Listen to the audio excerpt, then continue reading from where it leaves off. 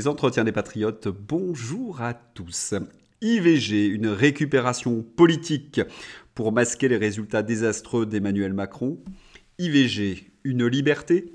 Avant de répondre à ces deux questions et traiter d'autres sujets d'actualité, je débute toujours mon journal par un rituel. Je remercie ceux qui m'ont permis de le faire car ils m'ont financé à l'aide des merci rémunérateurs. Et aujourd'hui sont à l'honneur des fidèles parmi les fidèles. Claire Dumay, Roland Sarkozy, Gilles Baclé, Fernand Costa, Luc Tobiana, X Laser, Philippe Bohen et Pascal Béard. Merci à eux du fond du cœur.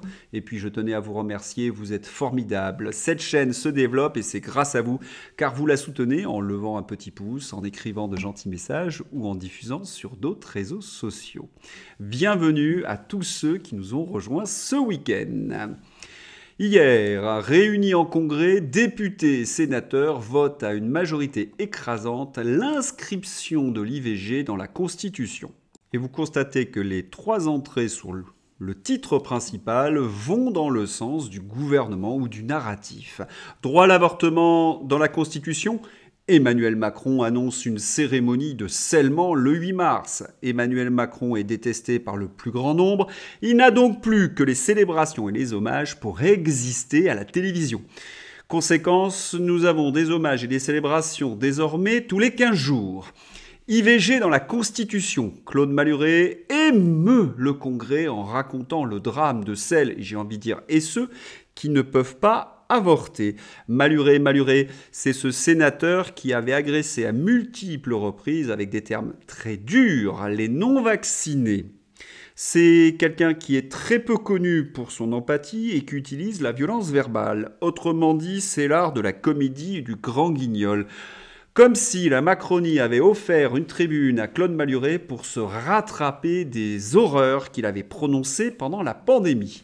Blanc, vert, violet, les couleurs très emblématiques arborées par les députés lors du vote sur l'IVG au Congrès. Non, la seule couleur qu'il faut vraiment retenir, c'est celle des autocars qui ont emmené les députés et les sénateurs au Congrès. Rouge pour parler d'un avortement, c'est pas du meilleur goût.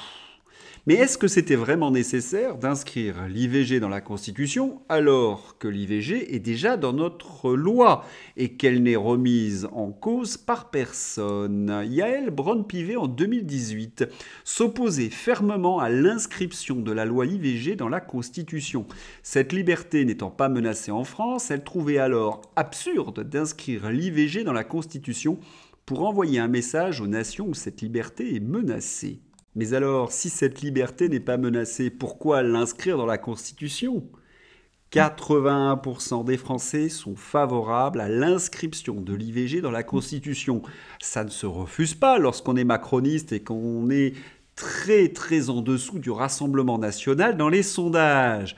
Un hommage, une célébration, une inscription de l'IVG dans la Constitution, eh bien cela peut rapporter quelques points. Donc, on y va.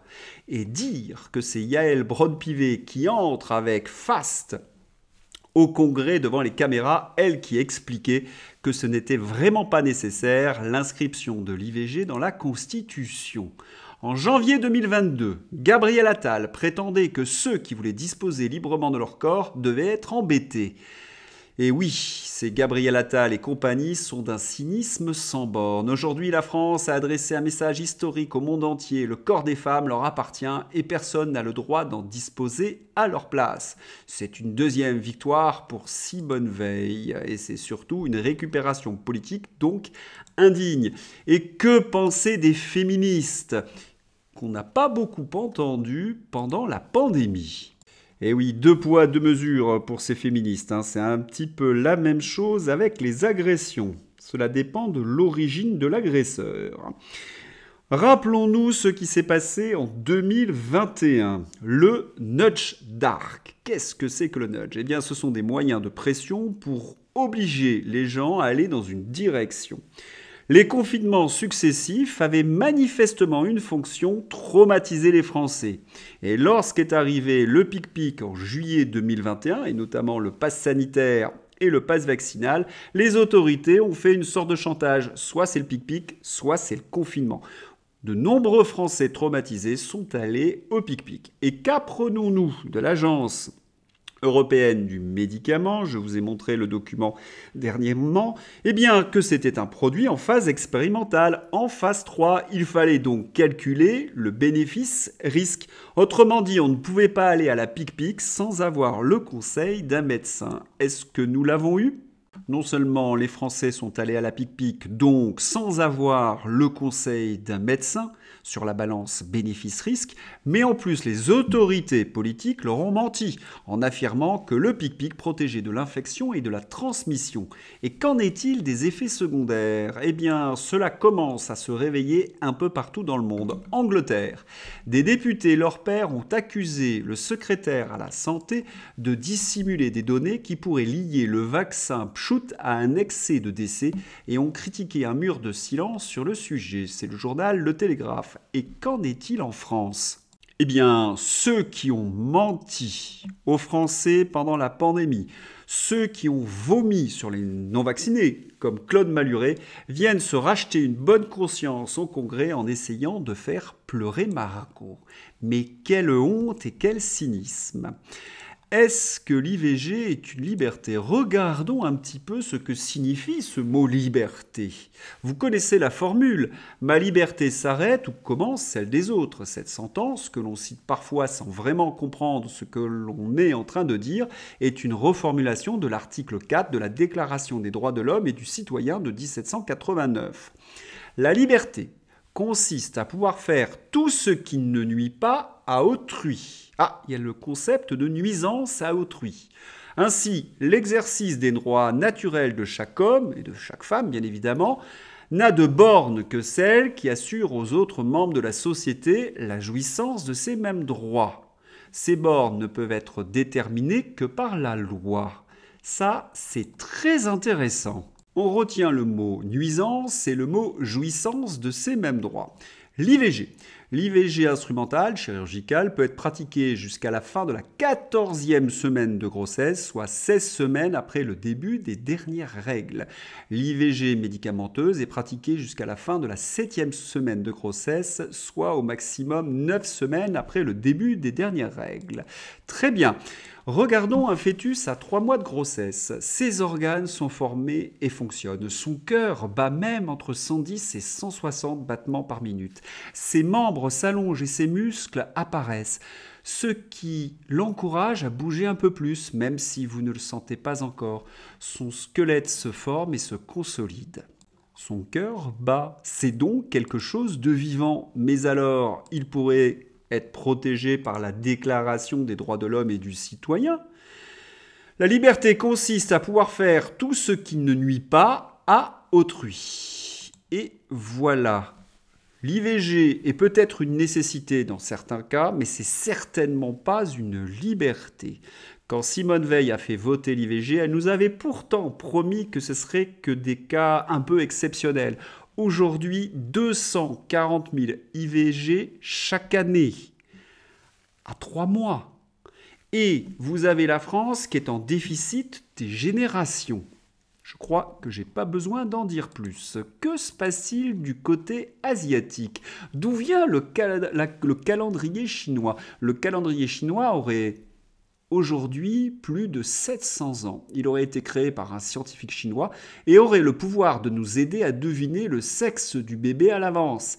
Le manuscrit sur lequel le calendrier chinois a été établi est aujourd'hui gardé au musée de Pékin. Et beaucoup de Chinois font confiance à ce calendrier pour déterminer le sexe de bébé. Comment fonctionne le calendrier chinois ? Le calendrier chinois se base sur l'âge de la mère au moment de la conception. Et c'est là quelque chose de très important. Juste une petite parenthèse, pour les Chinois, l'anniversaire, ce n'est pas la naissance, mais la date de conception. Voilà, une autre vision donc du monde, si vous voyez ce que je veux dire. Et aussi sur le mois de conception. Pour lire ce calendrier, vous devriez croiser les deux informations et tomber sur la case correspondante. Si vous tombez sur une case bleue, c'est peut-être un petit garçon qui fera votre bonheur. Et pour une case rose, vous l'aurez deviné, c'est peut-être une jolie petite fille qui va embellir vos journées. Il faut savoir que ce calendrier, personne n'a jamais compris pourquoi, fonctionne à plus de 90%. Pendant que nos députés et sénateurs jouaient la comédie, il y a la réalité des hôpitaux en France. Honteux, il faut une enquête et juger les responsables. Anissa, 24 ans, est morte 4 heures après avoir été renvoyée des urgences de Saint-Denis, où elle s'était rendue pour une douleur à la poitrine. La jeune femme hurlait de douleur et crachait du sang à son arrivée à l'hôpital. Le personnel médical a insisté pour qu'elle libère la chambre. Ces drames sont de plus en plus fréquents. Et que font nos autorités, nos ministres? Eh bien, ils nous parlent que d'économie et de fermeture de lits. Que font nos députés et nos sénateurs? Ils sont trop occupés à écouter l'un des leurs. Maluré jouer la comédie lors de l'inscription de l'IVG dans la Constitution. IHU de Marseille, une analyse indépendante des données des 30 423 patients soignés à l'IHU Méditerranée Infection donne des résultats encore meilleurs que ceux initialement annoncés par les équipes de l'IHU. Et là, on peut calculer certaines choses, estimer le nombre de vies qui auraient pu être sauvées. Il conviendra donc que des experts se penchent sur le nombre de vies qui auraient pu être sauvées avec la systématisation des traitements précoces. En France, 167 642 décès ont été attribués au Covid. Source Worldometer, que j'ai vérifié. En admettant que la cause de mortalité soit vraiment la Covid et non avec la Covid et en appliquant le taux de 58% d'efficacité des traitements précoces obtenus dans l'étude LUNAS, une première estimation du nombre de vies sauvées serait de 97 400. Ce calcul est bien sûr une estimation, il faudrait l'affiner, notamment connaître les dossiers médicaux des patients. On a appris que ceux qui mouraient du Covid, malheureusement, avaient de lourdes pathologies. C'est le moment d'ouvrir la page Moupette Show. Tu te laves, toi, après avoir fait l'amour? Oui, bien sûr, eh bien, tu devrais faire l'amour plus souvent. Alors, pourquoi je vous mets cette plaisanterie du Moupette Show? Parce qu'on a assisté à un sketch du Moupette Show. Au secours! Quel est l'idiot qui les a sortis de leur EHPAD? Ferry confond Pays-Baltes avec les Balkans. Personne autour de la table pour lui signaler son erreur. On savait Roche-Bagnard, mais pas à ce point. Et Cohn-Bendit qui ne comprend absolument rien. Il faut les proposer à Biden comme conseillers. Ils sont au niveau. Je vous mets bien évidemment cette séquence dans la description. On reproche à CNews d'avoir le niveau d'un café du commerce, mais là, ce n'est même plus le niveau d'un café du commerce, c'est le Moupette Show avec Dany, le spécialiste de la petite enfance, et Luc Ferry, qui ne sait rien et qui le montre. La conversation est digne de Ionesco. Regardons un petit peu. Baltes tragique à LCI, farce en un acte. Cohn-Bendit. Les pays baltes, c'est l'OTAN. Ferry. Pas pour l'instant, ça dépend lesquels. Les pays baltes sont dans l'OTAN. Si, ils sont dans l'OTAN. Non, enfin. Si, les 3 pays baltes sont dans l'OTAN. Pas tous les pays baltes. Les 4 pays baltes sont dans l'OTAN. Mais il y en a d'autres pays baltes. On parle de pays baltes, de la minorité. Est-ce que je peux dire un mot? Je parle des pays baltes qui ne sont pas dans l'Union européenne. Voilà, donc ces pays baltes-là sont évidemment très inquiets. De quels pays baltes parlez-vous? De 5 ou 6 pays baltes qui ne sont pas encore aujourd'hui dans l'Union européenne. Qui? Pardon? Qui? Comment ça, qui? La Lituanie, l'Estonie et la Lettonie sont dans l'OTAN. Il y a 4 pays baltes. Il n'y a pas 4 pays baltes. Bon, enfin bref, il y a 4 pays baltes. Vous avez tous les candidats à l'entrée dans l'Union européenne qui ne sont pas encore rentrés. Il y a le Monténégro, il y a la Serbie. Mais c'est pas les pays baltes. Ah non, mais il y a 6 pays baltes qui ne sont pas. Je vais te donner la liste. Je l'ai pas en tête aujourd'hui. Qui sont pas encore dans la... Et d'ailleurs, sans le début sur l'énergie, on va rappeler, voilà, les 3 grands pays baltes sont dans l'OTAN. Voilà. Non, vous vous trompez. Tout le débat sur l'élargissement de l'Europe à 30, c'est pour faire Rentrer les pays baltes qui ne sont pas encore dans l'Union européenne. Mais quels pays baltes? On reviendra là-dessus. On va regarder. On pourrait rire pendant des heures de Dany, le spécialiste de la petite enfance, et de Ferry, l'ignorant. Mais voilà, ce sont les mêmes qui prennent des décisions et qui veulent, par exemple, envoyer nos enfants défendre Zelensky. Sandrine Rousseau, un mensonge de plus. Affaire Gérard Miller. Quand 60 femmes parlent, on ne peut pas contester, réagit Sandrine Rousseau, précisant qu'elle n'est pas très proche du psychanalyste alors qu'il l'avait soutenu à la primaire écologiste en 2021. De très nombreuses photographies les voient très proches l'un de l'autre.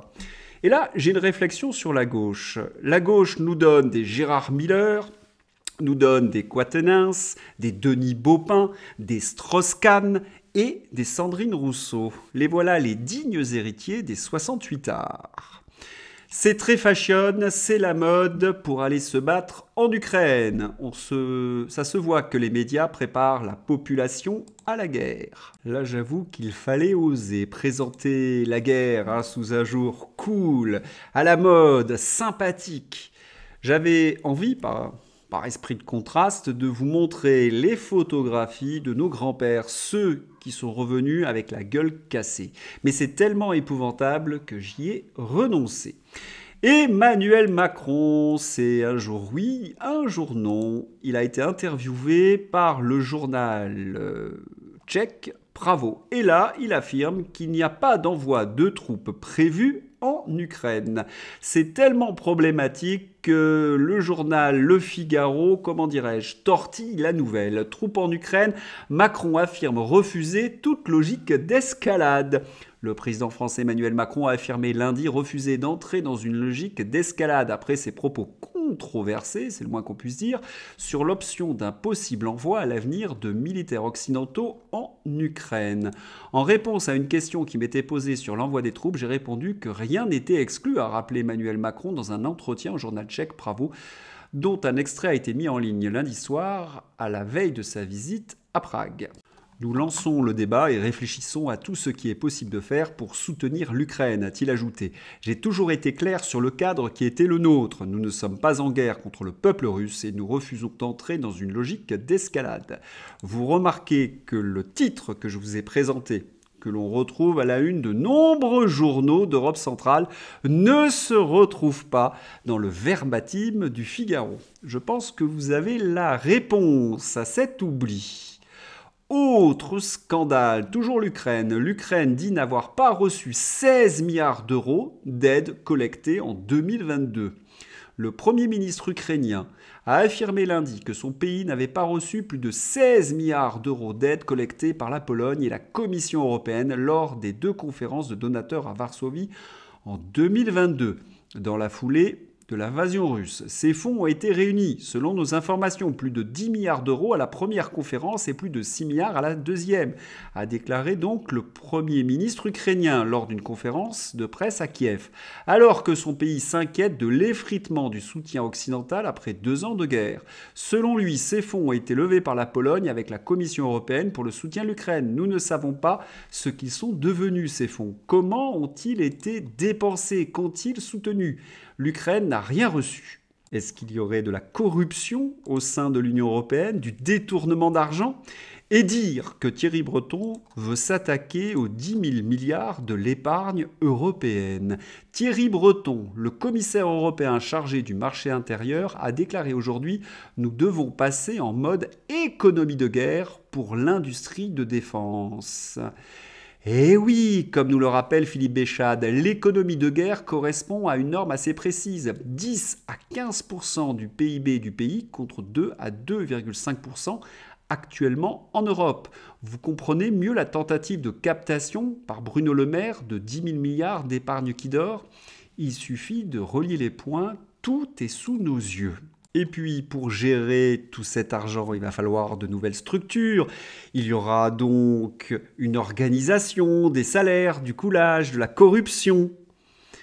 On a l'impression que certains sentent, comment dirais-je, l'odeur de la galette. Et pour quel résultat d'ailleurs, Thierry Breton et les autres, pendant 2 ans, qu'avez-vous fait? Parce que, en Ukraine, cela ressemble fort à une défaite. Ces lignes de défense sont davantage construites pour freiner l'avancée russe plutôt que pour vraiment l'arrêter. Parce qu'en face, les armes de l'armée russe sont bien trop puissantes. Surtout, ils ont la capacité de complètement raser ces lignes de défense grâce à l'aviation. Hervé Carès, outre le caractère improvisé ou la dernière minute des fortifications des forces armées ukrainiennes en rase campagne, il faut souligner une différence majeure entre les assauts que pourraient conduire les forces armées russes sur les fortifications ukrainiennes et les assauts des forces armées ukrainiennes sur les fortifications russes durant l'été 2023. Cette différence porte sur les appuis d'artillerie à disposition des Russes, mais surtout porte sur les appuis air-sol utilisables et déjà utilisés par les forces armées russes, notamment les bombes planantes FAB 500 et FAB 1000, plus de 1500 kg. Des fortifications en rase campagne ne résistent jamais, l'histoire militaire du XXe siècle le prouve, face à un assaut terrestre largement appuyé par l'aviation. Thierry Breton peut s'agiter comme il veut, Emmanuel Macron peut nous faire croire que la France va envoyer des troupes au sol. Il y a une réalité économique que nous rappelle Marc Toiti. Alerte France, l'année 2024 commence fort pour les comptes publics. Sur le seul mois de janvier, le déficit de l'État a atteint un nouveau sommet historique de plus de 25 milliards d'euros, soit 3,9 milliards d'euros de plus que le précédent record de janvier 2021. Bravo Emmanuel Macron, et Marc Toiti nous prévient, bourse bientôt un crash similaire à celui de 2009, voire de 2029. Breton et Emmanuel Macron sont des pantins désarticulés qui n'ont plus de prise sur le réel. Quant aux Français, eh bien, ils constatent les dégâts. Un Français sur 2 gagne moins de 2 000 euros par mois. Vous avez des dépenses incompressibles qui ont augmenté et les salaires n'ont pas suivi, précise Philippe Guilbert. Je vous mets l'extrait dans ma description. Comment imaginer qu'un Français sur 2 gagne moins de 2 000 euros par mois ? Comment les princes qui nous gouvernent et leur cour puissent imaginer cela? Comment des milliards sont distribués ailleurs, Ukraine, au lieu d'être répartis chez les Français? Comment? La réponse en est simple, ce sont les choix d'Emmanuel Macron. Et lui, Emmanuel Macron, en a que faire de la souffrance de ce peuple. Il y a comment dirais-je, un pied de nez, un bras d'honneur. Sinon, Macron s'est fait un petit aller-retour en Falcon, son avion privé, pour aller skier ce week-end dans les Pyrénées. Tranquille, le président de la République a profité des dernières chutes de neige et d'une fenêtre météo favorable pour venir skier à la Mongie ce samedi 2 mars. Source, la République des Pyrénées. Pendant ce temps-là, les Jeux Olympiques s'enfoncent. Les pieds nickelés s'occupent des Jeux Olympiques 2024, épisode 98 500 423. Un autre ordinateur contenant des informations sur les JO a été volé. L'appareil contient des plans d'accès aux JO de Paris. Une enquête a été ouverte. Donald Trump, bonne nouvelle pour Donald Trump. La Cour suprême des États-Unis annule la décision du Colorado. Trump restera sur le bulletin de vote. Les 9 juges ont statué. Allez, on va se terminer par une petite plaisanterie. Transagisme, né en 1992, il se sent dans un corps de 1961 et prend sa retraite avant la réforme. J'espère que vous avez aimé ce journal. N'hésitez pas à le soutenir. Je vous souhaite une bonne journée. À bientôt. Au revoir.